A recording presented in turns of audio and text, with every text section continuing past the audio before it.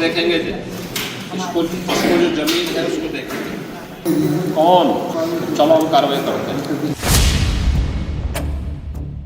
UP में जमीन हिंदू की हो या मुसलमान की, कोई उस पर अवैध कब्जा नहीं कर सकता। योगी जमीन कब्जा करने वालों को छोड़ेंगे नहीं। मैं भाई नौतरा आदमी हूँ, मैं नौतरी करता हूँ, ये मुझे नहीं मालूम। पूरा नीचे दुकानें हैं, ऊपर मकान है, और राजस्व विभाग का कहना यह है कि ये जो पूरी प्रॉपर्टीज हैं ये इलीगल है, गलत तरीके से बनी हुई है, कब्रिस्तान की जमीन के ऊपर बनी हुई है। यूपी में सिर्फ योगी का कानून चलता है, हिंदू या मुसलमान हो, कानून सब पर बराबर काम करता है। चाहे वो बरेली का ऋषभ ठाकुर हो या अमरोहा के शाहनवाज, वकील, अजीम और शहाबुद्दीन। यूपी में कोई कानून तोड़ेगा तो योगी बिना तोड़े उसे नहीं छोड़ेंगे। हम अपने समाज को, अपने धर्म को बचा रहे हैं और ऊपर से हम ही पे कार्रवाई कर दी जा रही है। तो मेरा हाथ जोड़कर विनम्र अनुरोध है माननीय प्रदेश के यशस्वी मुख्यमंत्री आदरणीय श्री योगी आदित्यनाथ जी से कि इसमें एक विधिक पूर्वक उचित कार्रवाई करवाने का कष्ट करें।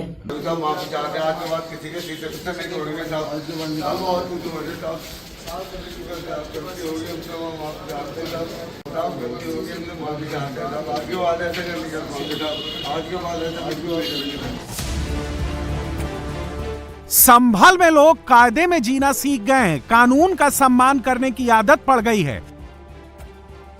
संभल में जामा मस्जिद से सटी हुई गली में पैमाइश हो रही है।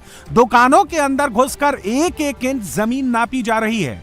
पथराव, गोलीबारी तो दूर की बात, कहीं कोई ऑब्जेक्शन तक नहीं कर रहा। जामा मस्जिद के ऊपर ड्रोन उड़ रहे हैं, चप्पे चप्पे की वीडियो रिकॉर्डिंग हो रही है।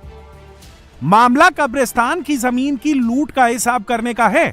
संभल की जामा मस्जिद के पास बनी जमीन पर अवैध कब्जे कर लिए गए हैं। मुसलमानों ने 20 दिन पहले इसकी शिकायत योगी सरकार से की थी। अब योगी मुसलमानों की जमीन दिलवाने के लिए संभल में एक और बुलडोजर एक्शन की तैयारी में है। संभल में जल्द मुसलमानों का कब्रिस्तान अवैध कब्जे से मुक्त होगा। संभल में जामा मस्जिद के पास वाले कब्रिस्तान पर अवैध कब्जा भी मुसलमानों ने ही किया है। अब वहां 4-4 मंजिल की इमारतें बनाकर खड़ी कर दी गई हैं। ऊपर रिहाइश है और नीचे बड़े बड़े शोरूम चल रहे हैं।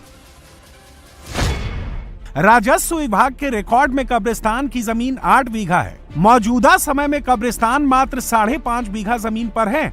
कब्रिस्तान की 2.5 बीघा जमीन लूटी जा चुकी है। 22 लोगों पर कब्रिस्तान की जमीन पर अवैध कब्जे के आरोप हैं।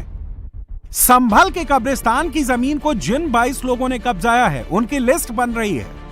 संभल में कब्रिस्तान की पैमाइश करने वाली टीम यहाँ पर पहुंच चुकी है। ये आप देख सकते हैं, ये लेखपाल हैं और इनके हाथ में ये कपड़े का जो पूरा नक्शा है, दरअसल ये उसी कब्रिस्तान का है। ये जो पोर्शन है ये कब्रिस्तान का नक्शा है। अच्छा, अब इस समय हम यहाँ खड़े हैं। ठीक है। तो ये जो दुकानें हैं ना, ये दुकानें हैं, मकान है, इसको चिन्हित कर रहे हैं। ये बिल्कुल जो लोक प्रशासन के पहुंचे हैं, राजस्व विभाग के पहुंचे हैं, उनका कहना है कि ये पैमाइश जो है वो पूरी जो जमीन है ये कब्रिस्तान की है और इसी में ये दुकानें और मकान यहाँ पर बने हुए हैं। देखेंगे दुकान के अंदर तक पूरी पैमाइश चल रही है। पूरा जो इंच टेप से यहाँ पर नापा जा रहा है और पूरी आप देखेंगे दुकान के अंदर ये पूरी पैमाइश चल रही है। अधिकारी जो है वो यहाँ पर हैं।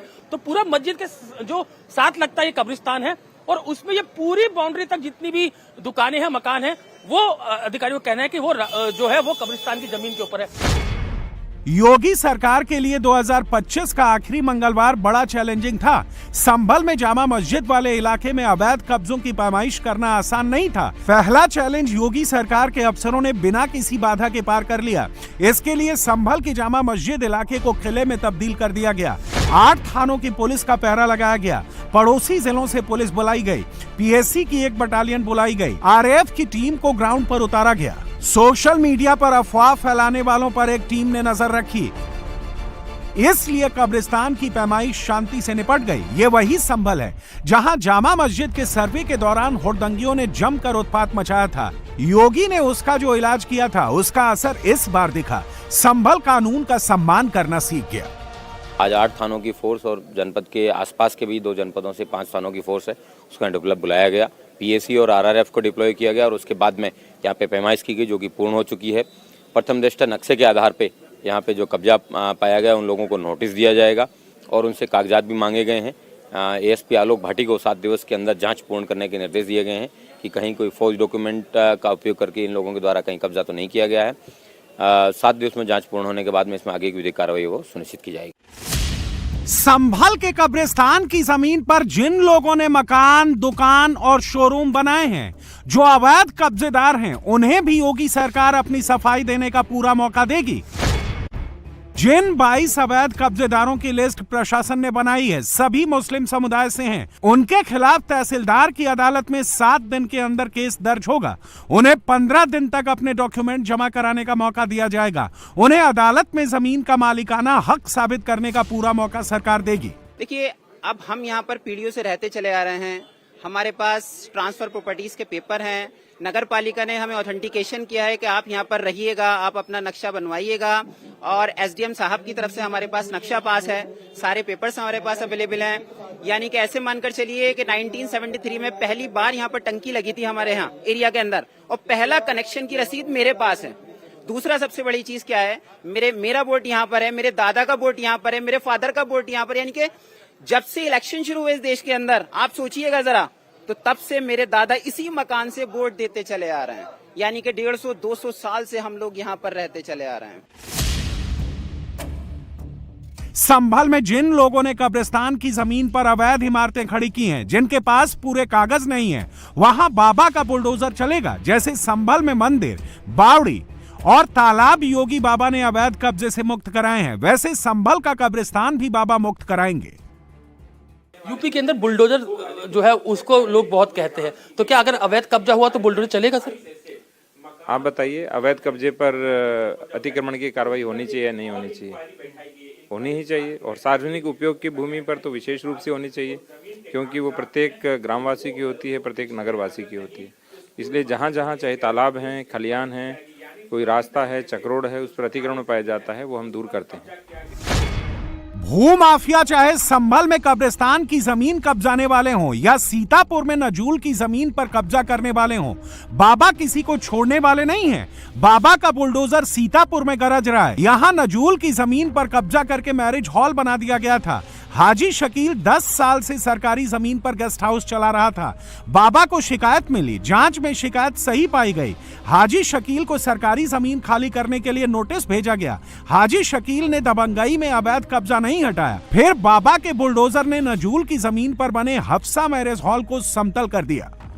हाजी शकील ने अवैध कब्जा कर जिस जमीन पर अवैध मैरिज हॉल बनाया था, उसकी कीमत करीब 2 करोड़ रुपए है।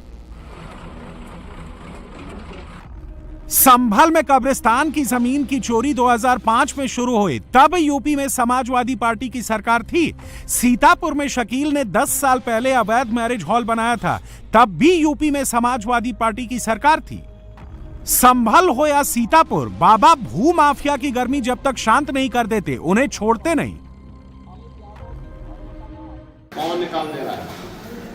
इसको देखेंगे जी, अब काम है, मेरे को काम पे लगाने के लिए बोलूँ, काम काहे कहाँ से आए,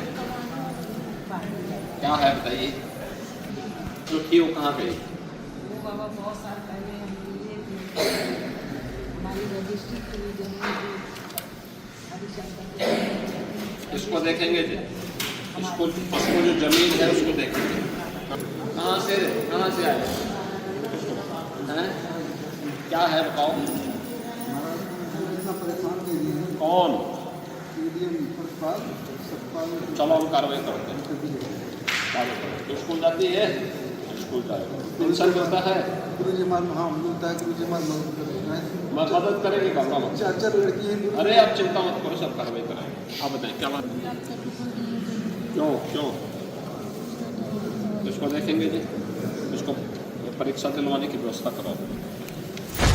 यूपी की राजधानी लखनऊ में भी सड़क पर अवैध कब्जा करने वालों के खिलाफ ताबड़तोड़ एक्शन शुरू हो गया है। इसकी कमान खुद मेयर सुषमा खरकवाल ने संभाली है। हफ्ते में 2 से 3 दिन तक लखनऊ में बुलडोजर एक्शन होगा। अगर कोई दुकानदार अपनी दुकान के आगे फुटपाथ की जमीन किराए में देकर रेहड़ी पटरी लगवाएगा, उसके खिलाफ भी एक्शन की तैयारी है। असर दिख रहा है, रोड खाली हो गई है रोड को पूरा गैराज बना रखा है। इन्होंने बार बार कहने के बाद हमारे अधिकारियों ने बार बार कहा कि यहाँ पे गाड़ियों का मरम्मत ना करें, लेकिन ये माने नहीं। अब कल से हम रोज उतरेंगे और यहाँ पे खाली करवाएंगे। चेतावनी क्या इनको दी गई है, टाइम इनको क्या दिया गया है? कोई नहीं, हमें सड़क में गाड़ी रिपेयरिंग नहीं चाहिए। अगर यहाँ पे रिपेयरिंग होगा तो कार्रवाई होगी। जिस दुकानदार के आगे होगा उस दुकानदार पे भी जुर्माना लगेगा। लखनऊ का ट्रैफिक इस समय बड़ी चुनौती बन गया है मैम। हाँ बिल्कुल बन गया है। इसको फर्स्ट प्रायोरिटी पे आप लोग लेकर काम कर रहे हैं? हाँ कर रहे हैं। नेक्स्ट चुनौती क्या होगी मैम? अगर यहाँ पे ट्रैफिक ठीक होता है तो इसको पूरे शहर में लागू करेंगे? शहर में हम हर हफ्ते करेंगे। अब डेली उतरेंगे सड़कों पर? 2 दिन 3 दिन छोड़ के रोज उतरेंगे। यूपी में कोई कानून को हाथ में लेने की गलती करता है तो उसे दंड जरूर मिलता है। बरेली में एक लड़की की बर्थडे पार्टी में बदसलूकी और कैफे में तोड़फोड़ करने वाले ऋषभ ठाकुर का भी दिमाग बाबा ने ठंडा कर दिया है। उसके 6 साथी गिरफ्तार हो चुके हैं। ऋषभ ठाकुर अब भागा भागा फिर रहा है।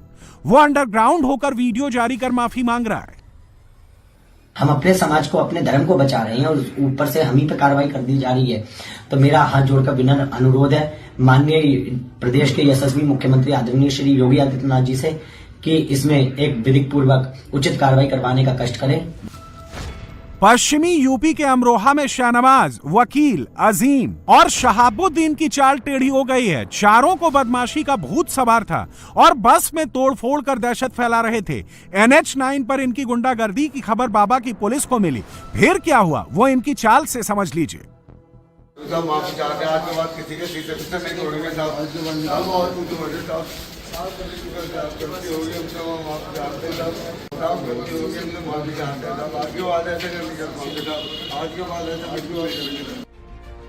ये नया उत्तर प्रदेश है। यहाँ योगी का कानून है। अगर कोई कानून से खेलने की जरूरत करेगा तो उसकी चाल सीधी करने में बाबा देर नहीं लगाएंगे।